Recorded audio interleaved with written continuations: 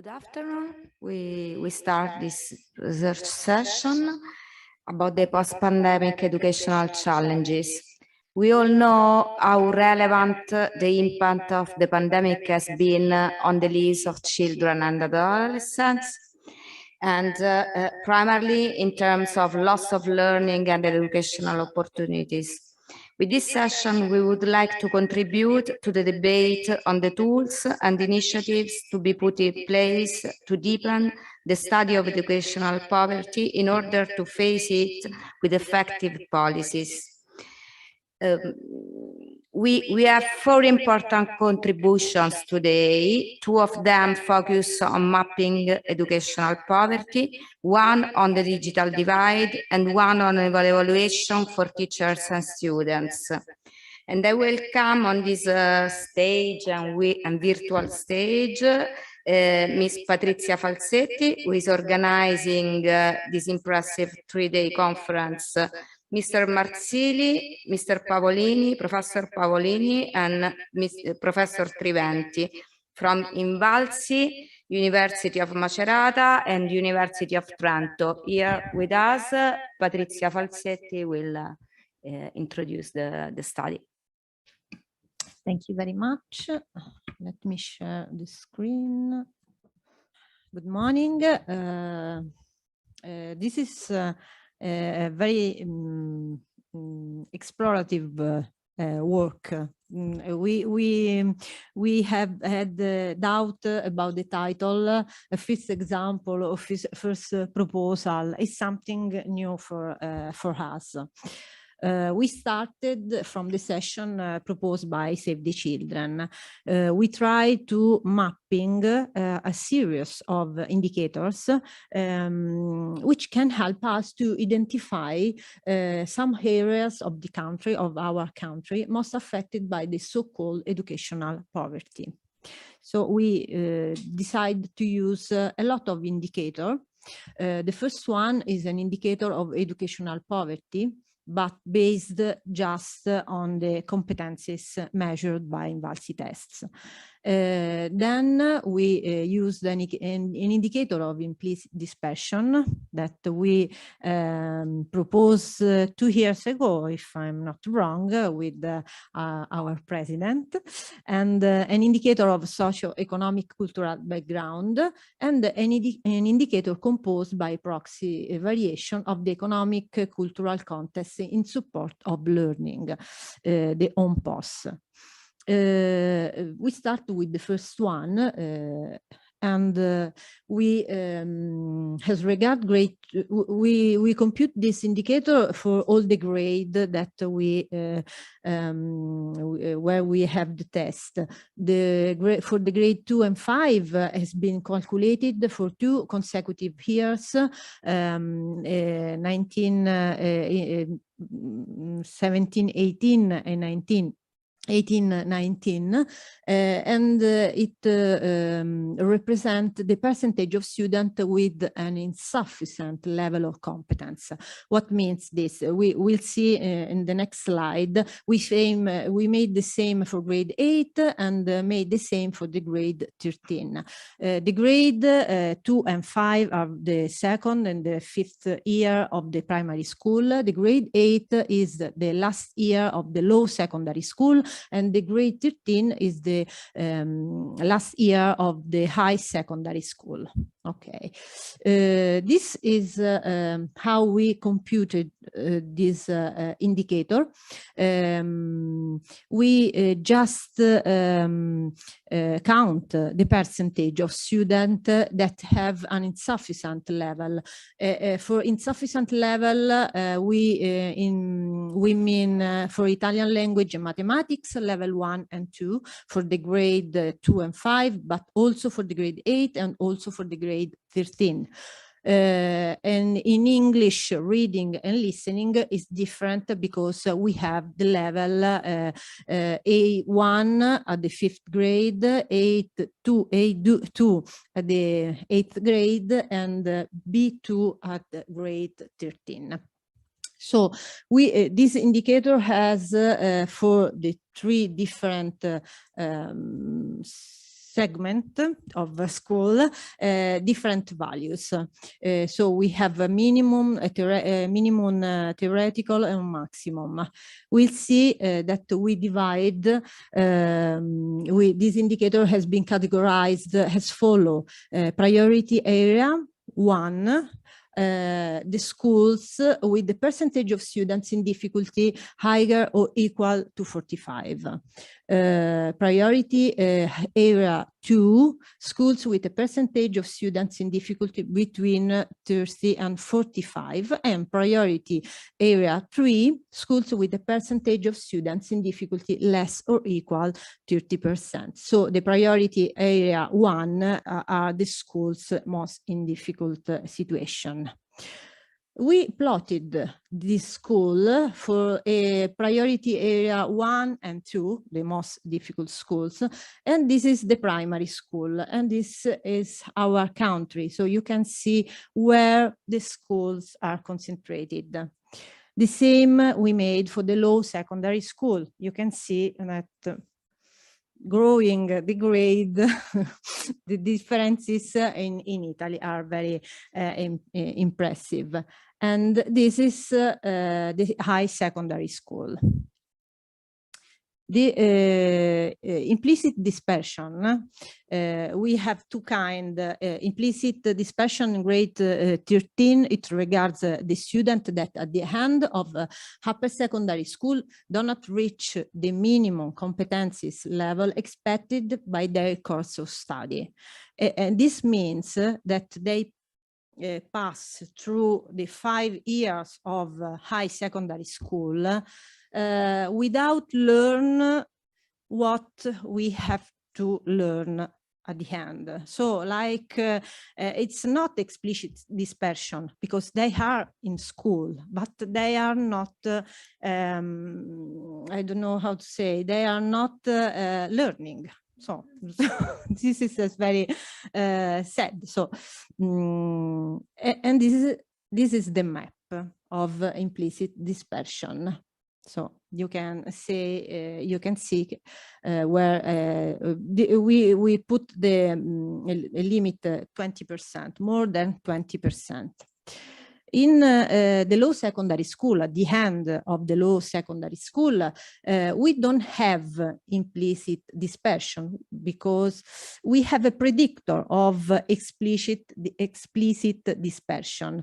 And it regards students that reach the end of the low secondary school with the competencies of the primary school. So they start the low secondary school, finish the low secondary school, but it seems they are at the end of the primary school. So 3 years lost. And this is the map. It's very, very impressive because it's very concentrated in the south of Italy. The third indicator is the socioeconomic cultural background that is based on 3 sub-indicators: the parents' job, the parents' level of education, and the specific material good ownership that is on POS that we use separated also. We use the same methodology that OCSE use to calculate this indicator.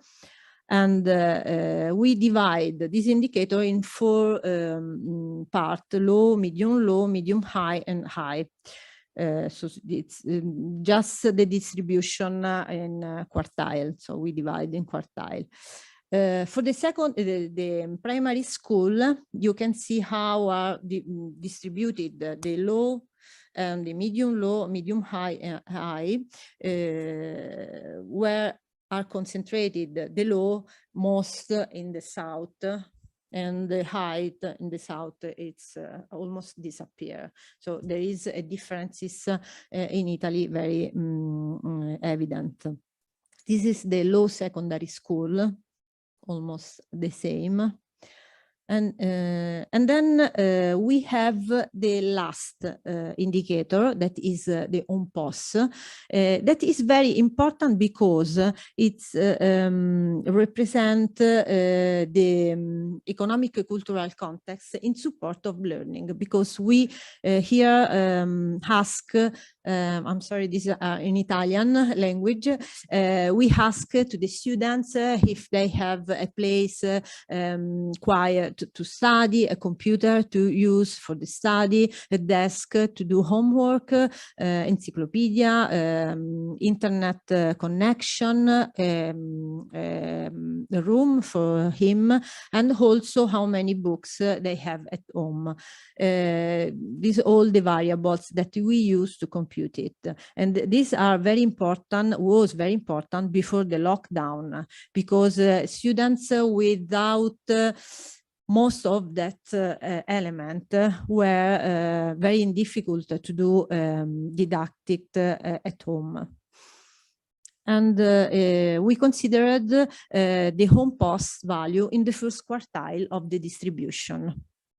And this is how this indicator is distributed. The first quartile of this indicator is distributed on our country.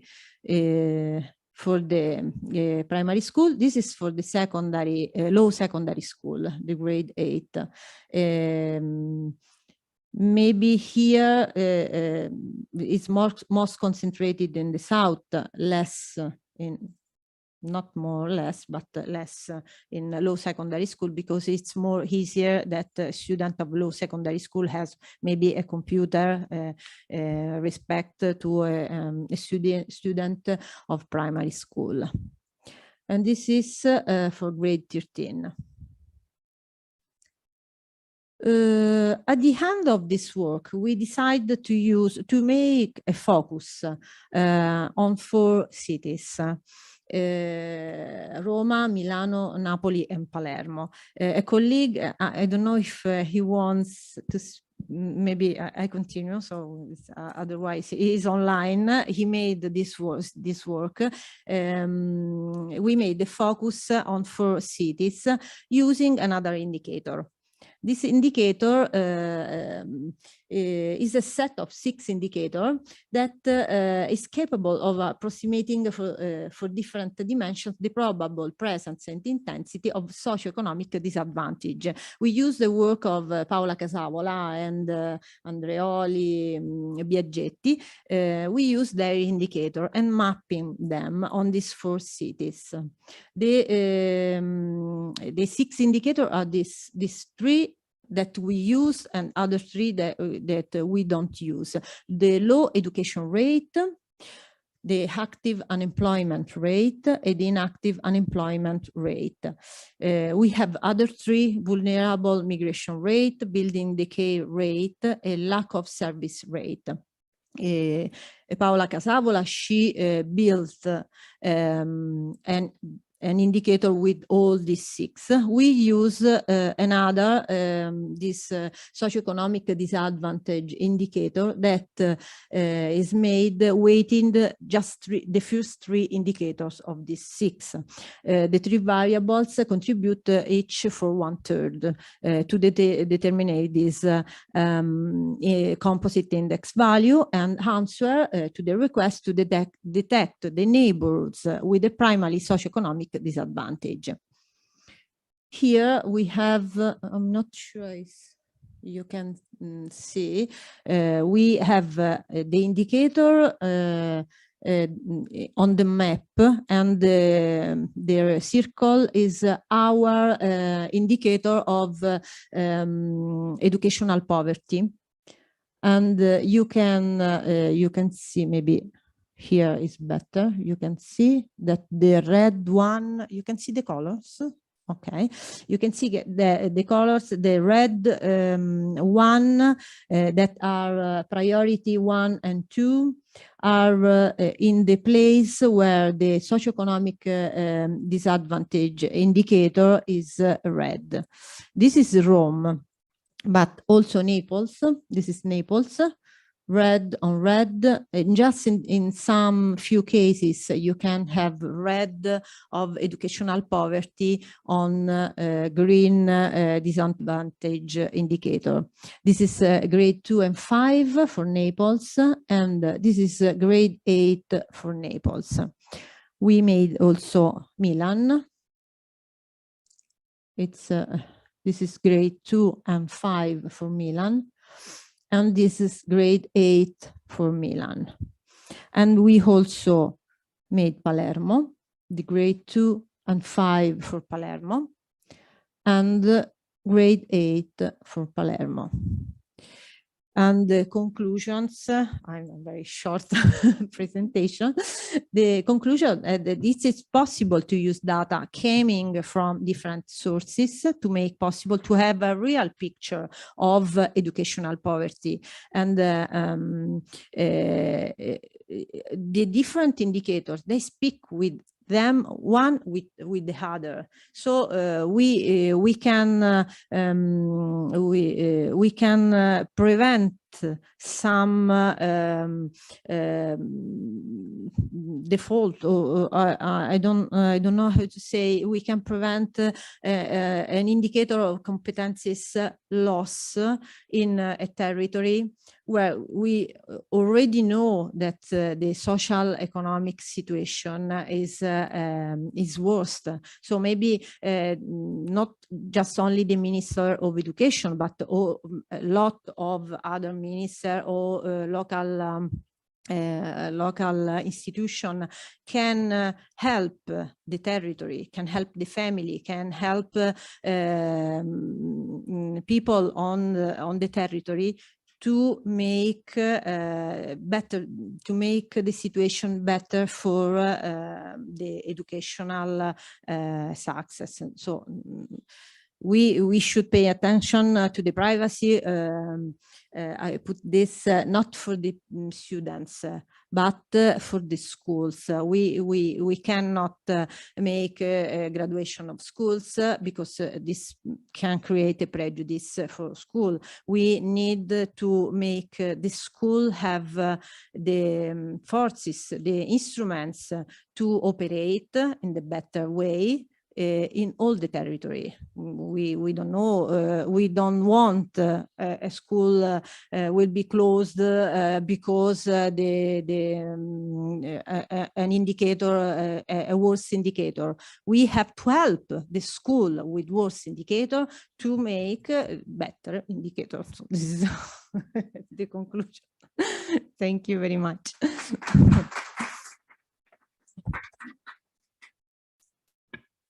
Thank you, Ms. Falzetti and other researchers for getting to the heart of the problem. It's very, very important to understand where the educational poverty is more intense and which are the educational suburbs in every city, in internal area of our country, in order, you are right, not to punish the schools who are performing the worst, but to help them with incentives, with policies targeted in order to make better. I don't know if there are some questions from the floor or from the audience, the virtual audience. Please. Okay, there is a microphone. It arrives. Okay, thank you very much. Oh, okay. All right, I'll do this first. Good afternoon, everyone. Thank you so much, Patrizia. This was impressive work, and I think it has a very practical implication. I was just thinking, I had a methodological question when I was listening to your studies. I think it will be worthwhile to really use all these indicators to look at the intersectionality. So to characterize a school in terms of different dimensions. And I was just wondering if you try to do that, I would see that being done with the latent profile analysis or so on. I thought that would give a more synthetic overall impression. This is thank you.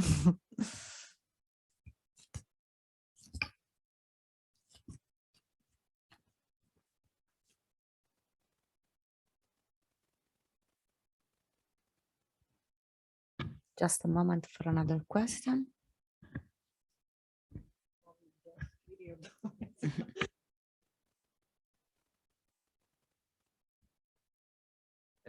Now I know my way, so thank you so much. It's really, well, we knew that, but seeing that, it's a different kind of thing. And it's very interesting also because I believe that at some point we should reach a point where this kind of analysis and this kind of approaches just would be sent to the peripheries, like as a report to the Consiglio Comunale of Milan, of Palermo, of Naples, and so on, to say, hey, that's the situation here. You are the policymaker or the decision maker on site. What can we do with this? Is there any further information you need from INVALSI or other statistical institutes to help you change the situation? So using this analysis for changing, for helping change, that would be a dream, I believe.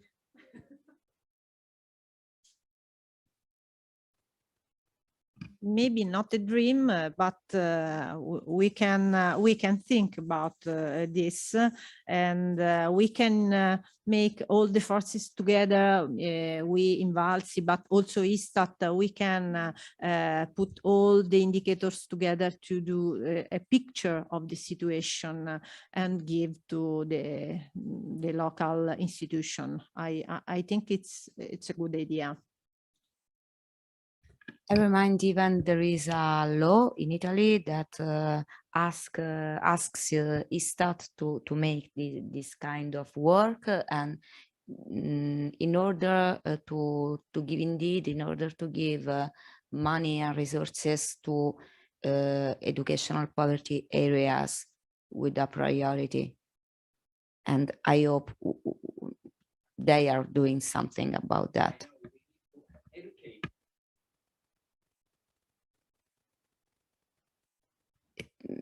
It's just another thing. It's not just a question, an issue about local institution, but even about how central institution gives money to local ones. So both the plan. Sorry. So thank you very much for this presentation. I think it's very interesting. A couple of suggestions and remarks. Looking to the maps, I see several aspects. We have to, how can I say, to do our best in order to overcome some platitudes in the reading of the data.